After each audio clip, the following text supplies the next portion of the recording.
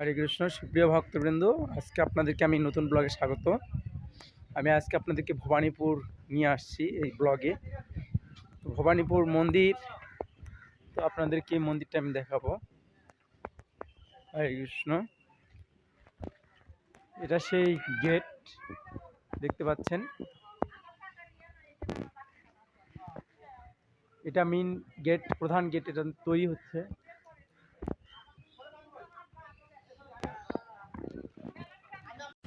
হরে কৃষ্ণ। তো আজকে আমরা রানী ভবানী মন্দিরে আপনাদেরকে নিয়ে এসেছি। চলুন মূল মন্দিরটি আপনাদেরকে ঘুরে দেখাই এবং এখানে আপনাদের কিছু আমি তথ্য জানাবো। তো সবাইকে ধন্যবাদ, আশা করি ভিডিওটি আপনাদের ভালো লাগবে। তো হিন্দু সম্প্রদায়ের মা ভবানীপুর একটি অত্যন্ত তীর্থস্থানীয় এবং স্থানীয় আঞ্চলিক তীর্থক্ষেত্র হলেও এটি সমগ্র বছরই গ্রহণযোগ্য তীর্থস্থান হিসাবে খ্যাত। স্থানীয়ভাবে এই স্থানটির নাম ভবানীপুর, কালীবাড়ি, ভবানীধাম, ভবানী থান, মায়ের বাড়ি নামে পরিচিত।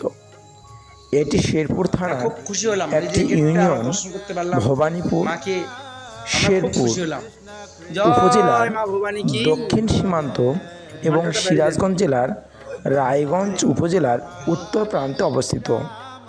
বগুড়া শহরের এই স্থানটি মাত্র 40 কিলোমিটার এবং নাটোর হতে এর দূরত্ব 58 কিলোমিটার এবং প্রাচীনকাল থেকে মহাস্থান হতে ভবানীপুর পর্যন্ত সমগ্র স্থানটি গভীর জঙ্গলাকীর্ণ ছিল।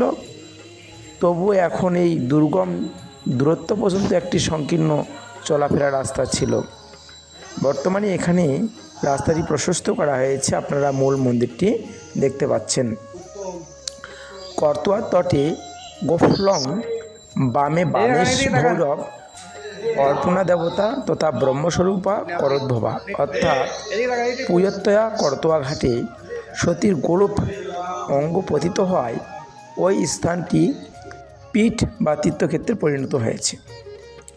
এক্ষেত্রে দেবী অর্পণার নামে ভৈরব, বামেশ এবং ক্ষেত্রে মাহাত্মাজন স্রোতশ্রেণী করতোয়া ব্রহ্মস্বরূপিণী দাক্ষায়ণী সতী পরনিন্দা মানে প্রতিনিন্দা শ্রবণে পিতা দক্ষ প্রজাপতির যজ্ঞকুণ্ডলে প্রাণত্যাগ করলে সতীর গতপ্রাণ মহাদেব মৃতপ্রায় স্কন্ধে বহন করে বিভিন্ন দেশে ভ্রমণ করেন। সেই সময় ভগবান শ্রী বিষ্ণুর দেব কার্য সাধন উদ্দেশ্যে মর্ত্যবাসীদের কল্যাণের নিমিত্তে সুদর্শন চক্রে সতীর দেহ 51 খণ্ডে বিভক্ত করে যে সকল স্থানে নিক্ষিপ্ত করেন সেই সকল পৃথক পৃথক একটি স্থান পর্যবেসিত হয়েছিল। এই কারণেই এটি তীর্থক্ষেত্রে পরিণত হয়েছে। এই কারণেই সতীর গল্ফ অর্থাৎ হিল মানে পায়ের অঙ্গটি এখানে পতিত হয়, এই গুফা নামে অভিহিত করা হয়। বলা হয় এই গুফা নামটি আধুনা নামকরণ করা হয়েছে। মোগল সম্রাটদের আমলে দেবীরা সাধারণত ভবানী, পুরীথান নামে অতিবাহিত হয়। বাংলার 12 ভৌমিক দলস্থ খ্যাত সাঁওতাল অধিপতি মহারাজ রামকৃষ্ণ এবং সম্রাট আকবরের নিকট থেকে ভবানীপুরের দেবী পুরী নির্মাণার্থে সেই সনদ প্রাপ্ত হয়েছিল। এই স্থানটি বর্তমান ভবানী থান এবং দেবী ও ভবানী নামে আখ্যায়িত হয়েছে। তো আপনারা মন্দিরের এই চারপাশটা দেখতে পাচ্ছেন।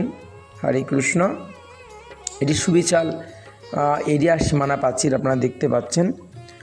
তো কথিত আছে এখানকার প্রাচীন জঙ্গলময় স্থানের সবটুকু মহাপীঠ ক্ষেত্রের শান্তির কারণে ক্ষেত্রজ অপর্ণা দেবী রাজধানী। দেবী এখানে প্রকাশ্য ভবানী নামে এবং রাজরাজেশ্বরী নামে বিরাজিত। ভবানী নিকেতনের জন্য ভবানীপুর নামে উত্তরবঙ্গে প্রসিদ্ধ। মার বাড়ি বলতে ভবানীপুরকে বোঝায়। কালকীর্তি বিনাশিনী ভবানীপুরের শোভা সমৃদ্ধিতে 1292 এবং 1304 সালে ভীষণ ভূমিকম্পের সময় ধ্বংসপ্রাপ্ত হয়েছিল। সেই পরবর্তী সময়ে এই স্থানে আধুনিক ধরনের সৌধ নির্মাণ এবং উহাতে দেবী পুনঃস্থাপিত করা হয়। সর্বপ্রথম এই পীঠ আবিষ্কৃত করা হয় এবং তা কত সালে নির্মাণ করা হয় তা কঠিন, তবে অনুমান করা হয় বৌদ্ধ যুগের পূর্বে এটা নির্মাণ করা হয়েছিল। তো ভবানীপুরে একসময় সাধক প্রবর মহারাজা রামকৃষ্ণের সাধনার স্থান ছিল। মহারাজের অনেক কীর্তি এখন পর্যন্ত পরিদৃষ্ট হয়। মূল মন্দির সংলগ্ন যজ্ঞ মন্দির, শাখায় সরোবর, উত্তর দিকে দিকস্থল ফুল, গাড়ি পুষ্করিণী এবং তার পাশের উদ্যানটি মহারাজেরই অমর কীর্তি। ভবানীপুর আরও অনেক কীর্তি নিদর্শন বিদ্যমান।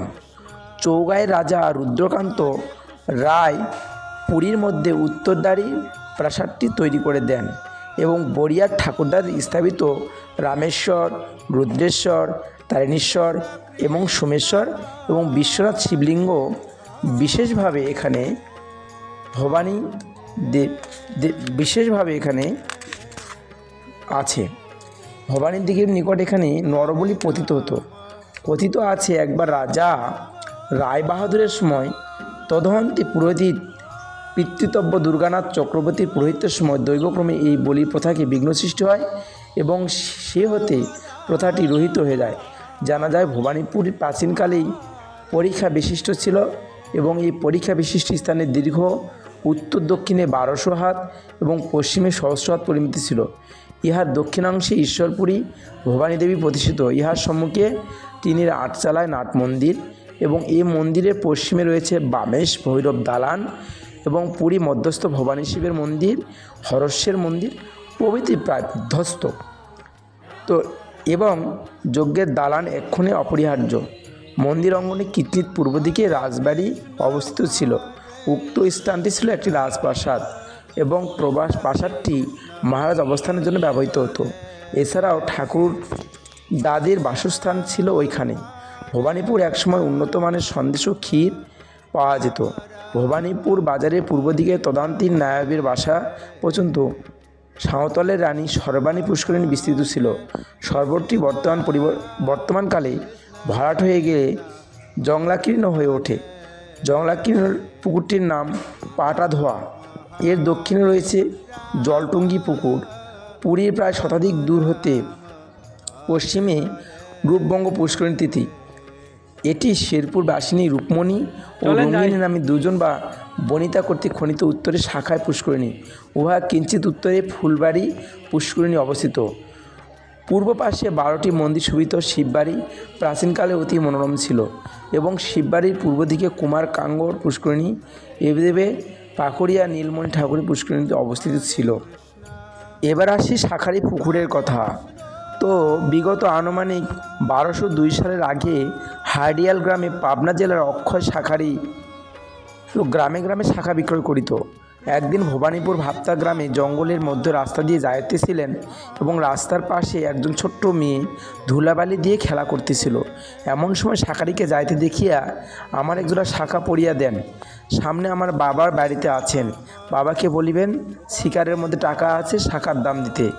শাঁখারির মেয়ে একজোড়া শাঁখা পরিয়ে দেন এবং ব্রাহ্মণের বাড়িতে যাইতে বলিলেন, আপনার মেয়ে রাস্তার মধ্যে খেলিতেছে, একজোড়া শাঁখা নিয়েছেন, টাকা আপনার ঘরের মধ্যে শিকায় আছে। ব্রাহ্মণ বললেন, আমার কোনো মেয়ে নেই। তখন সামনে পুকুরের ভিতর হইতে হাত বাড়াইয়া দেখান হাতে শাঁখা পড়া। ব্রাহ্মণ ঘরের শিকায় টাকা রাখা শাঁখায় কে দেন এবং সেই থেকে আজও অক্ষয় শাঁখারি বংশধর নাতি নিতাই সেন প্রতি বৎসর রামনবমীতে মা ভবানী 2 জোড়া শাঁখা পরিয়ে দেন। তো এই হচ্ছে শাঁখারি পুকুর। তো এটা অত্যন্ত পবিত্র স্থান। এখানে প্রতি বৎসর বিভিন্ন মেলা হয় মাঘী পূর্ণিমা তিথিতে এবং রামনবমী পরবর্তী তিথিতে। এখানে বিভিন্ন ভক্তরা এখানে আসে, এই সেই শাঁখারি পুকুর। তো আমাদের সঙ্গে যারা তীর্থ দর্শনী সবাইকে অসংখ্য ধন্যবাদ। আমরা পরিদর্শনে গিয়েছিলাম আমাদের টিম, তো সেখানে তাদেরকে দেখালাম। হরে কৃষ্ণ, সবাইকে ধন্যবাদ। ভিডিওটি ভালো লাগতে হলে অবশ্যই লাইক কমেন্ট করে জানাবেন।